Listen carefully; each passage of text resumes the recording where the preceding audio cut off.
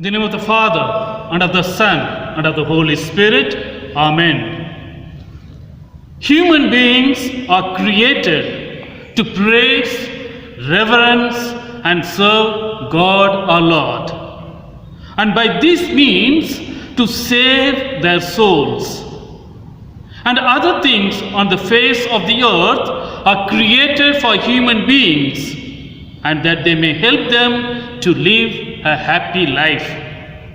For this, it is necessary to make ourselves indifferent to all created things, in all that is allowed to the choice of our own free will. It is not prohibited, so that in our part we want good health, not sickness.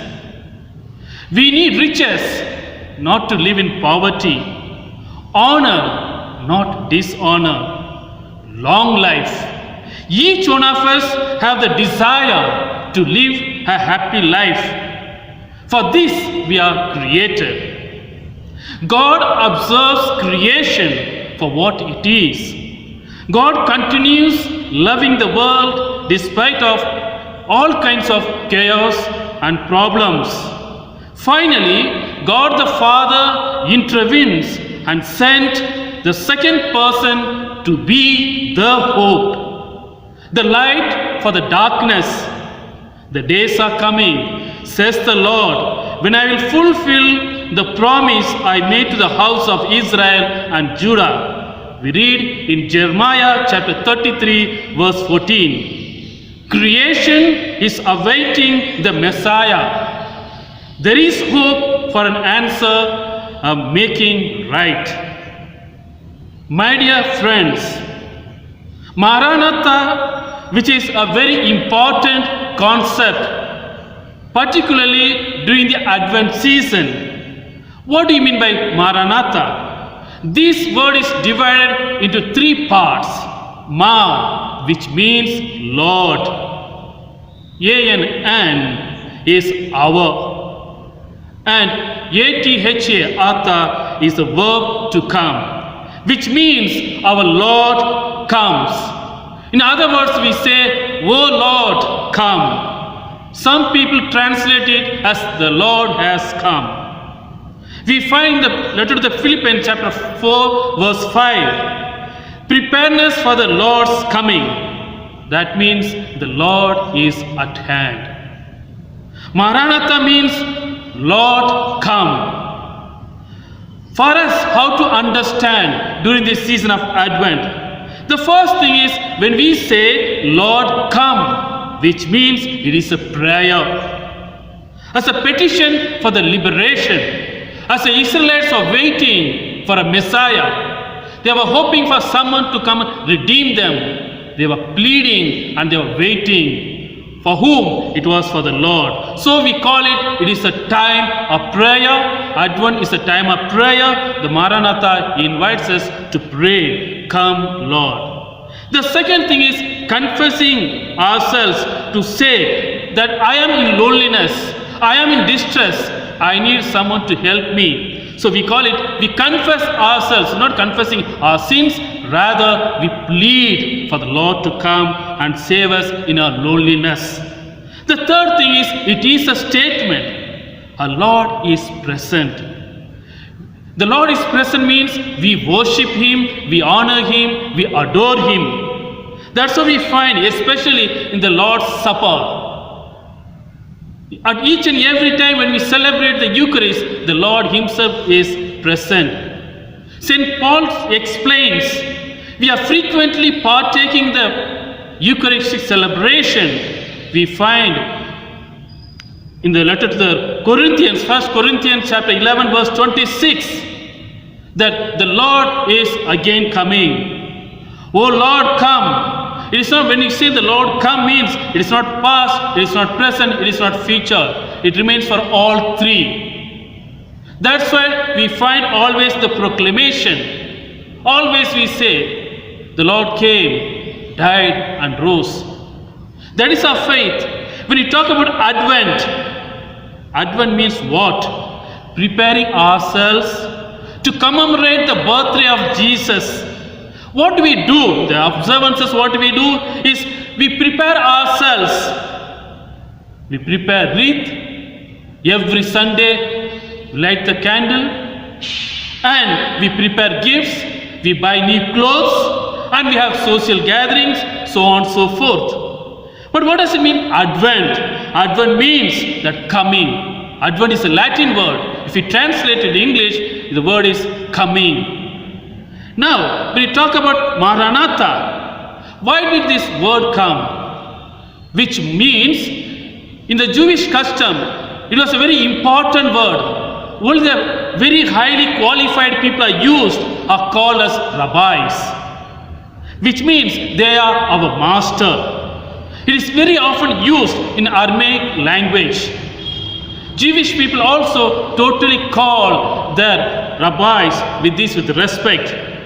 It also we find in the Syrian church, Siru Malankara, Siru Malabar church, they call that bishop as Mar. Mar means Lord, as I have said. The Syrian origin itself is calling the people to prepare themselves for the celebration or inviting the Lord. The word Maranatha is used the 1 Corinthians chapter 16 verse 22, where St. Paul invites everybody to believe in the second coming of Christ. He says if you do not believe in the coming of Christ, that you will be punished. That means we find in the entire Bible, only St. Paul uses this word Maranatha in 1 Corinthians chapter 16 verse 22. But Advent season here, it has two parts. Maranatha, O Lord come. The first Sunday Advent till 16th, it is preparing ourselves for the coming of the second Christ, coming of second Christ. Or we call it second coming of Christ. Yes.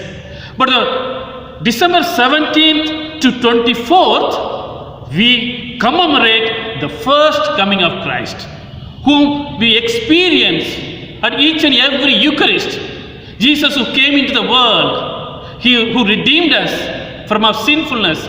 We commemorate that birthday anniversary from 17th to 24th. We have many songs, many antiphons, very beautiful hymns during the season of Advent. But these things are being prepared by Pope Gregory I. He has prepared many themes, how to prepare ourselves to welcome the Lord.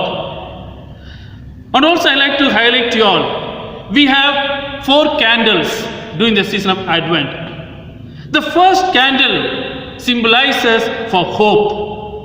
God's people. God's people have the hope. The second thing we have got is candle of peace. We find in the Old Testament all the prophets are waiting for someone to bring peace into this world. John the Baptist we have. We remember him. Remember him, we have a candle to so to say the candle of love. The last one is Mary, the mother of Jesus. That is the last candle. That candle symbolizes the joy. Now we have the color. The color of the candle is purple. Even the priest wear the vestment which is of purple color. Why the purple color is used? Very, very important. In ancient time, it is a royalty. It is very, very important. Something great, something worthwhile. The color purple symbolizes the royalty. Something powerful. It is very rare and it was very costly in those days. But it is a symbol of welcoming the king.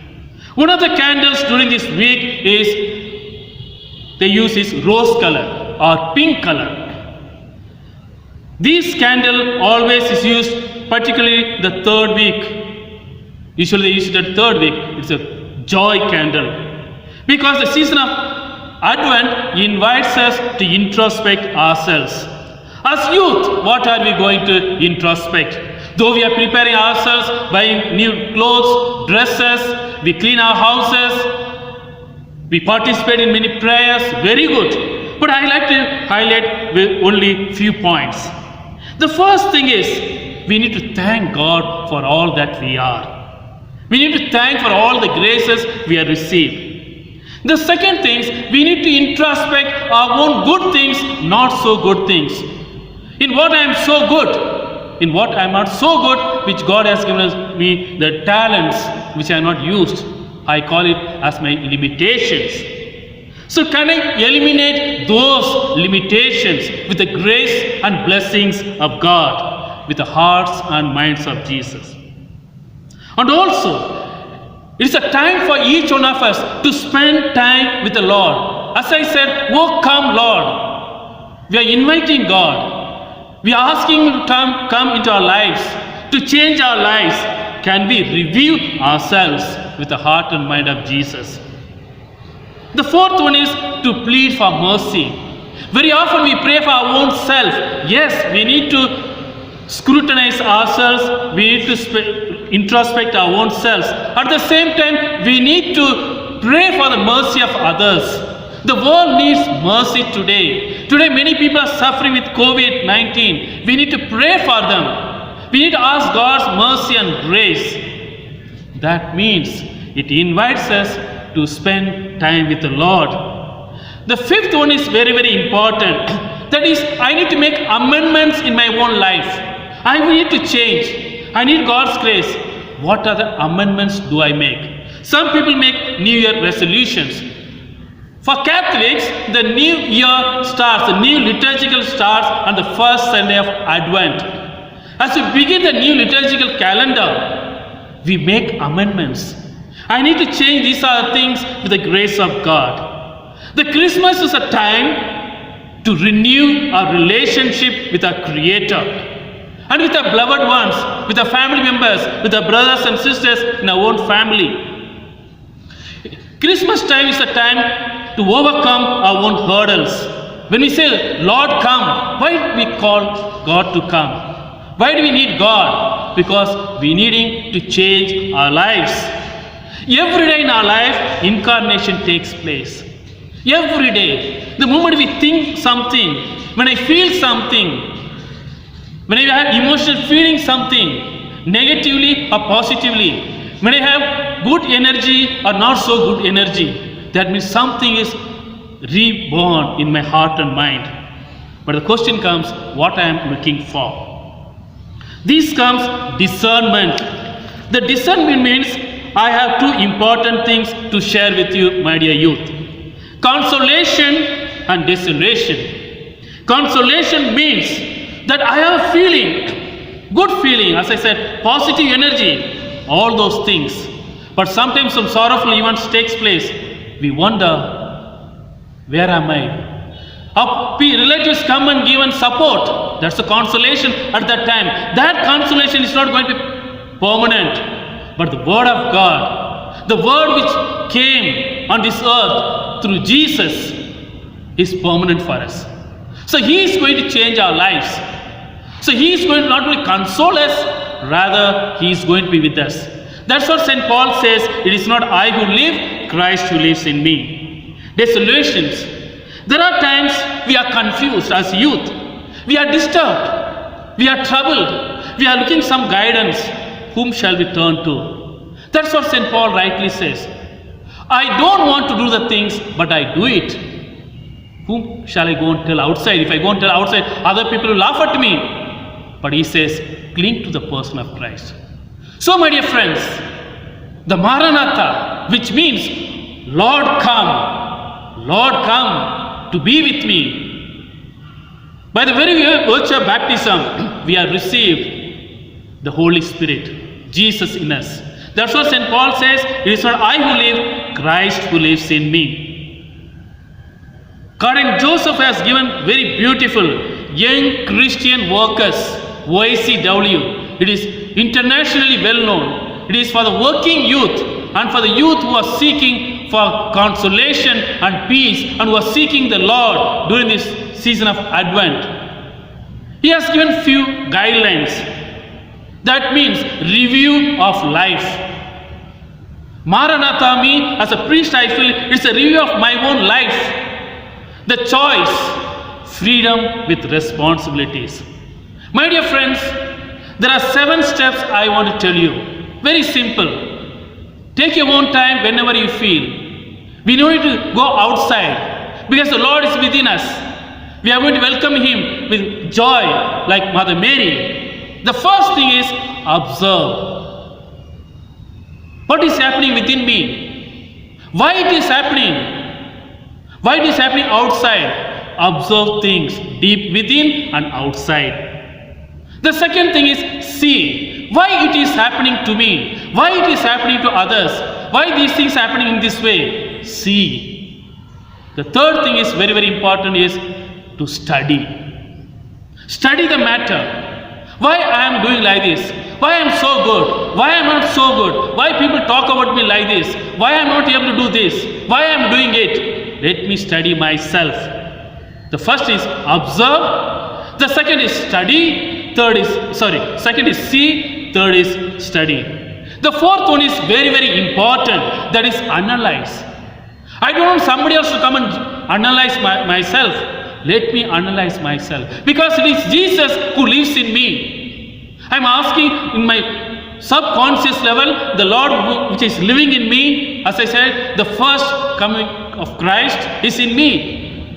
But he is in me, so let me allow himself to come out to analyze myself. Let me allow Jesus. The fifth one is judge. Why am I behaving in this manner? Why are you doing in this way? Why I cannot do that? That means I am judging myself. I judge others also objectively with the heart and mind of Jesus. I also judge subjectively outside with the heart and mind of Jesus. We are not telling not to judge. We judge everything with the heart and mind of Jesus.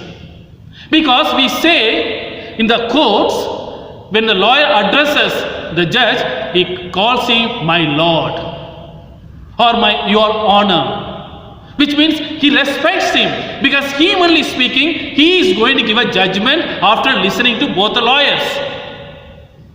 But the Lord who came to judge us, our Jesus, our Savior, St. Paul, first letter to the Corinthians, we find saying, verses 19 to 24, he says how our Lord is going to come to judge. The same way, we need to believe in Jesus, in his second coming, and we need to judge ourselves. After judging, that leads us to do actions. That actions we have, my dear friends, I confess at each and every Mass. In my thoughts, in my words, and in my deeds. That means at each and every Eucharistic celebration, we use this prayer. In my thoughts, in my words, in my deeds. That is what this calls for action. That's a deed. Even thoughts also in action. Words also is action. Deeds are much more than that. That means that's the sixth one is action. Seventh is very, very important. Feedback. At every day, before going to bed, can we spend 2 or 3 minutes? What I have done throughout the day? Who is responsible for what? If I have done something good, let me appreciate myself. Let me look at the good things what I have done throughout the day. At the same time, I have not done much better, but I have not done it. Let us ask God's grace and mercy that we may grow in the wisdom of God, that we may take the feedback. We call it examination of conscience. At each and every day when we do it, there is the greatest growth comes in our life. That means the feedback. Feedback also should be based on, as I said, good thoughts, good words, good deeds. That's what we say, I confess, in my thoughts, in my words, in my deeds. So we convert into good thoughts, good words, good deeds. So my dear friends, all these 7 steps are very, very important to celebrate this Christmas. Maranatha. Come Lord. Come Lord, help me to see these 7 steps. To observe, to see, to study, to analyze, to act. Much more than that, let me judge myself to say feedback. I conclude by saying, Isaiah chapter 9 verse 6 says, for a child has been born for us, a son given to us, authority rests upon his shoulder, and he is named Wonderful Counselor, Mighty God, Everlasting Father, Prince of Peace. Maranatha, come Lord Jesus, come. In the name of the Father, and of the Son, and of the Holy Spirit. Amen.